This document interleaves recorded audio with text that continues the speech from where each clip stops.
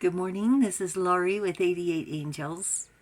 We're looking at Victor the fox, who lives in Victor, Colorado. And his nickname in Spanish is Zorro. And today is the last day of September. Beginnings and endings. Contemplating, reflecting on what we've done, what we've accomplished, what we didn't get done, what we want to get done. And the clock is still ticking, isn't it? And the clock is ticking for this little guy too. He wakes up in the morning wondering what his day's going to be, just like we do. He's wondering about the seasons changing, if he's going to be warm enough, if he's going to have enough food. And the angels think you're just as adorable as this little fox. Let's take a look at our cards. Haamiah is our guardian angel watching over us from September 29th through October 3rd. Haamiah represents ambition and rituals and routines. And rituals are almost like ceremonies. Having your morning cup of tea, feeding the birds, watering the flowers, taking your vitamins, taking care of yourself, and planning the day, just like Victor, our fox. Haamiah is God, the hope of all the earth. Ritual and ceremony can acquire all the treasures of heaven and earth. We are going to be talking about the Queen of Swords and Judgment. Look at her down at the bottom of the card. It looks like she's down and out.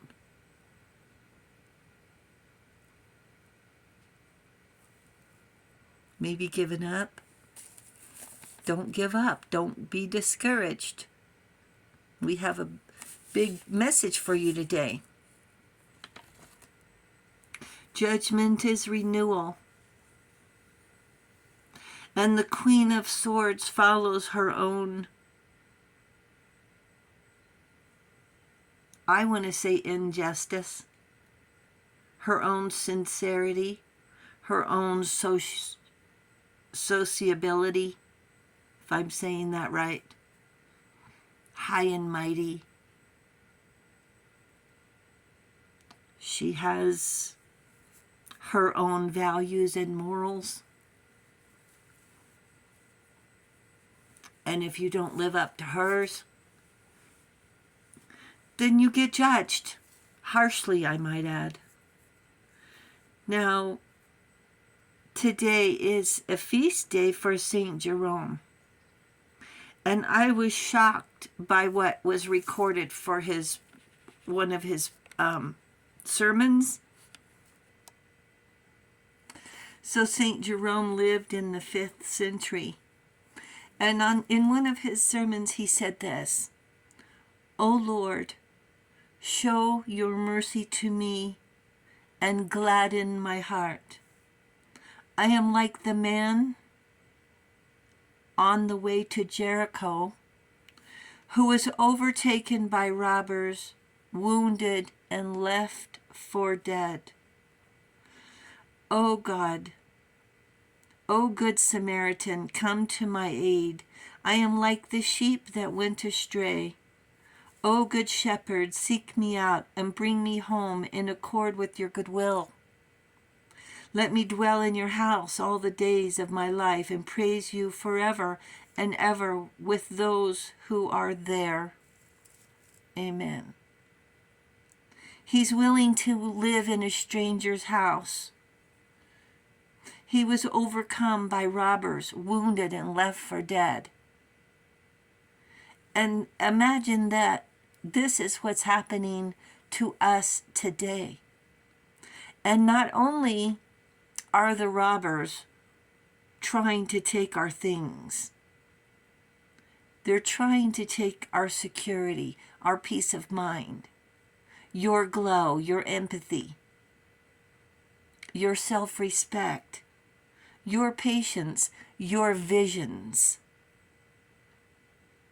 They're doing their best to hurt us, to leave us in the middle of the road for their enjoyment. Now, Jerome's reputation included being difficult, sarcastic, argumentative, cantankerous, but he was still approachable. Sounds like he had quite the personality. He's credited for pulling a thorn from a lion's paw, and the little lion was his faithful friend forevermore. And he lived until he was 78 years old. That's a long, long time to live in the 5th century. No electricity, no refrigerators, no cell phones.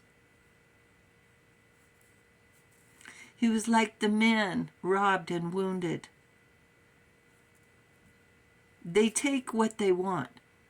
They inflict evil.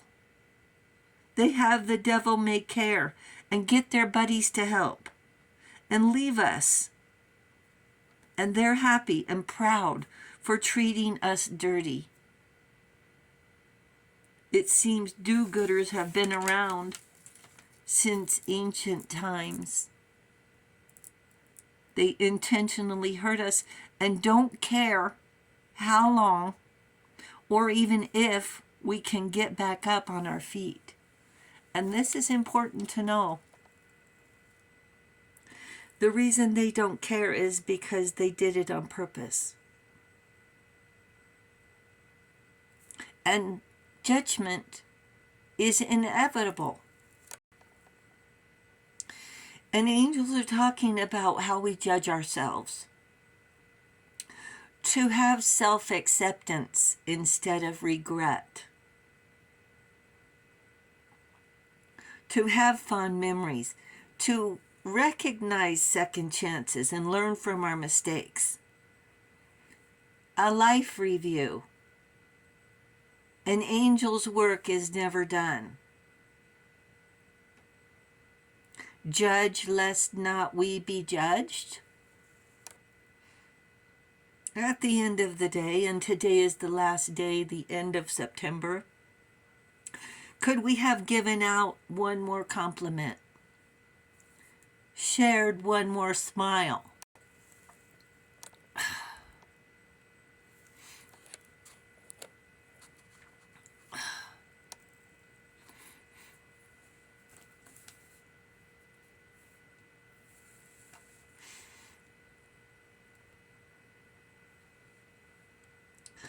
Could we have said thanks in sincere appreciation just one more time? One more small drop of gratitude or praise in heartfelt thank you. Their participation pays our bills, whether they want to be arrogant or not. The bottom line is, at the end of the day, their participation pays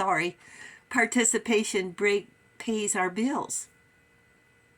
It doesn't matter if they choose to ignore us or act like they're better. You think our enthusiasm and thank you irritates them, and probably so, because they don't want us to be happy and grateful. But we can say thank you and they can get used to it. Because as long as they literally pay my bills, I say thank you. It's a reaction that I don't have to think about. And if we try to explain to the do-gooder how hurt we were, how much effort it took to get up, to pick ourselves up out of the middle of the road, wounded. It gives them pleasure. But if we say that if they hadn't done it, the best thing in our life would not have happened. Thank you, maybe, just maybe, they won't do it again to someone else, thinking that their inflicted evil would improve someone's life. Wow. We choose for more beauty, they choose for more evil. And the angels say their inflicted evil is their problem. Thank you, angels.